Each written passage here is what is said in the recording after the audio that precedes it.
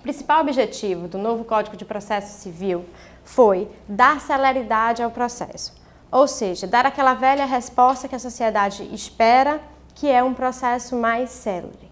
Baseado, ou seja, naquelas velhas queixas de morosidade da justiça, se procurou fazer um processo civil que fosse mais rápido e mais eficaz, em que chegasse ao seu termo de maneira mais satisfatória.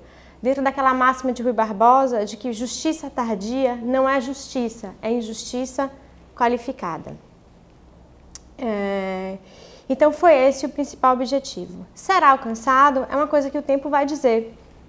Não se pode desclassificar a priori a iniciativa e nem louvá-la como se fosse a salvação de tudo.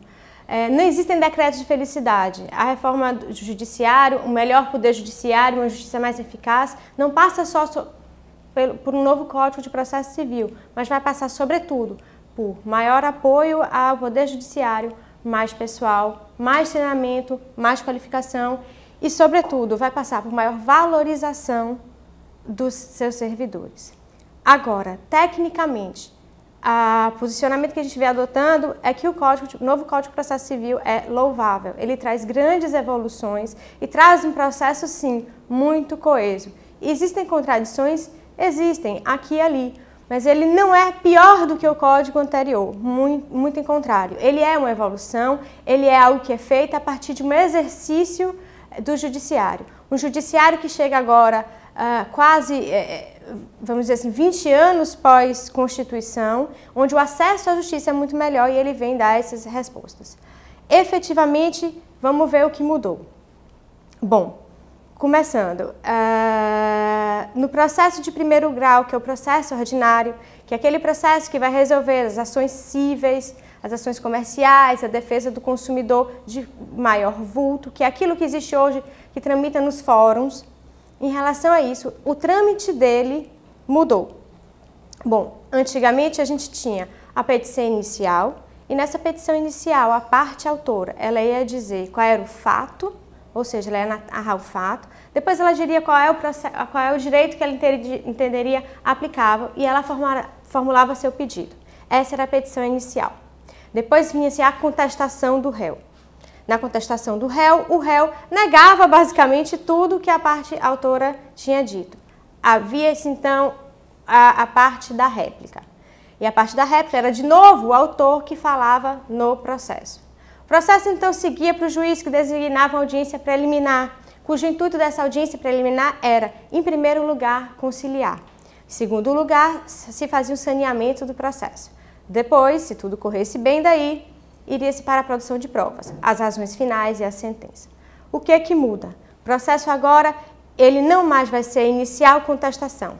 Ele é petição inicial do autor, onde ele, de novo, igual anteriormente, e não poderia ser diferente, fala do fato, fala do direito e faz o seu pedido, mas já indica, por exemplo, as suas testemunhas. E depois que ele faz isso, o processo não vai direto para que o réu conteste, e sim é designado uma audiência de conciliação. Então, na verdade, antes do réu contestar, você passa a ter a conciliação. Ou seja, o prazo para o réu contestar fica postergado, né? Na verdade, aí você poderia se questionar se você está adiantando o processo ou atrasando. Na verdade, não é questão de adiantar ou questão de atrasar uma fase do processo, mas sim uma questão de dar mais valor à conciliação, né? Então, você passou a ter uma conciliação antes da contestação. Digamos que não tem essa conciliação, o processo vai para a contestação.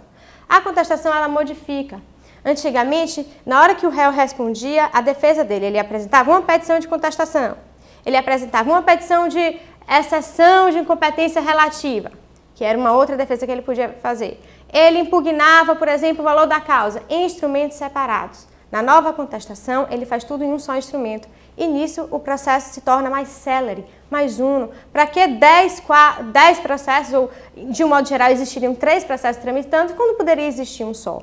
Existia também o Instituto da Reconvenção. O que era a reconvenção? Era o seguinte, o réu, na hora que ele é citado, ele diz, epa, não, eu sou o réu aqui, mas na verdade é o autor que me deve, então eu quero reconvir. Para isso, ele fazia uma nova petição. Ou seja, na hora que o réu respondia, tinham 5 petições aí para ele fazer. Agora não, ele faz tudo isso num só instrumento, o que dá celeridade. Existe a figura agora do pedido contraposto. Bom, então essa é já se tornou mais simples, já se tornou mais coeso, isso sem dúvida é louvável.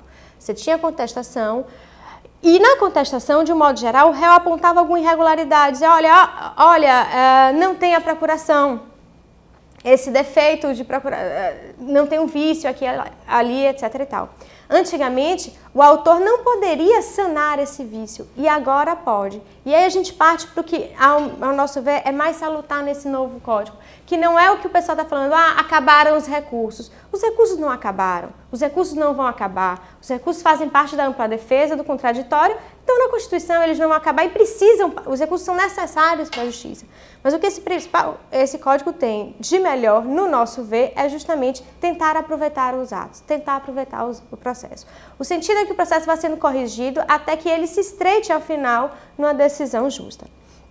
Então, a gente já falou de uma segunda mudança que foi na forma em que o réu responde. A réplica permanece. E aí, quando antigamente se fazia, o processo ia para o juiz e fazia a audiência preliminar, mas agora não, essa audiência já foi feita antes. Vai existir apenas um despacho saneador, que é um despacho onde o juiz faz agora o que fazia em audiência preliminar. E faz melhor, porque faz com calma, faz sem parte presente, tem uma melhor oportunidade de sanear. Quando ele saneia, ele também diz quais são as provas que vão ser produzidas. Então, as partes, e aí inicia-se a fase de produção de provas. A produção de provas, ela segue a mesma estrutura anterior, sem grandes alterações, e não poderia ser diferente porque, apesar, por exemplo, ele admite a questão dos documentos eletrônicos, mas se mantém a mesma estrutura. Você vê as razões finais e a sentença. Então, fixando o que realmente mudou no processo, no curso dele, perante o juiz de primeiro grau. A primeira coisa foi, a conciliação é anterior à contestação, depois da fase de conciliação, se não houver a conciliação, faz-se a contestação, o que para os advogados entendo salutar, porque muitas vezes você ia com uma contestação pronta, às vezes no juizado isso é muito recorrente, e fazia-se conciliação, você tinha perdido o trabalho. Essa é a primeira mudança. Não mais vai ter o saneador em audiência, sim o saneador em despacho. As partes podem emendar a petição e vão consertando aquilo que é incidental até que tenha um final justo. Um exemplo muito claro disso era quando na contestação o réu dizia, olha, não é contra mim essa ação, né? Na verdade eu não tenho essa responsabilidade. O juiz era obrigado a extinguir o processo, a parte começava tudo de novo para que ela tivesse uma solução justa. Agora não, ela pode substituir, ou seja, se aproveita o ato processual. Bom, passamos então à segunda fase, a sentença. A sentença ela é materialmente a mesma que era antes e também não poderia ser diferente, porque ela decide uma causa dentro daquilo que é esperado, ou seja, não poderia ter uma grande revolução, mas ela traz algumas orientações essenciais para o magistrado na hora de proferir a sentença, o que vai, sem dúvida, refletir numa melhor qualidade da prestação judicial, e isso também é louvável. Bom, aí partimos à parte dos recursos. Na verdade, o novo código, a grande propaganda que estava sendo feita em relação ao novo código era o fim dos recursos, e dizendo, não, é porque os advogados recorrem demais e nunca chega ao fim.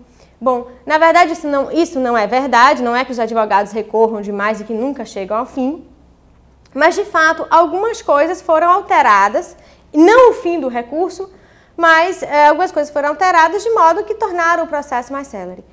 O que tem de principal é o seguinte, no sistema anterior, quando o juiz proferia a sentença, a outra parte que não se conformava e resignada entrava com recurso. Esse recurso chamava-se apelação. E essa apelação suspendia os efeitos da sentença. Ou seja, a pessoa tinha uma sentença na mão e com ela tinha que esperar o julgamento da apelação para que fosse realmente realizado aquele direito seu. Agora não, a apelação não tem efeito suspensivo, a parte pode executar aquela sentença. Todavia, o juiz, o relator, ou seja, o tribunal pode suspender os efeitos dessa sentença para que se aguarde ao final. Bom, essa alteração legislativa, ela vai ter efeitos diferentes em cada estado. Por exemplo, no estado de São Paulo, onde o segundo grau é muito mais lento do que o primeiro grau, foi salutar, porque se esperava muito para julgar uma apelação. Mas no estado da Bahia não se espera tanto. Então você abrir mão de uma decisão mais segura, ou seja, porque ela foi revista, sem ter tantos ganhos em termos de tempo, de celeridade processual. Ainda assim, pode nos parecer louvável. A outra mudança que vem sendo alardeada é a questão da inexistência de recursos no decorrer do processo.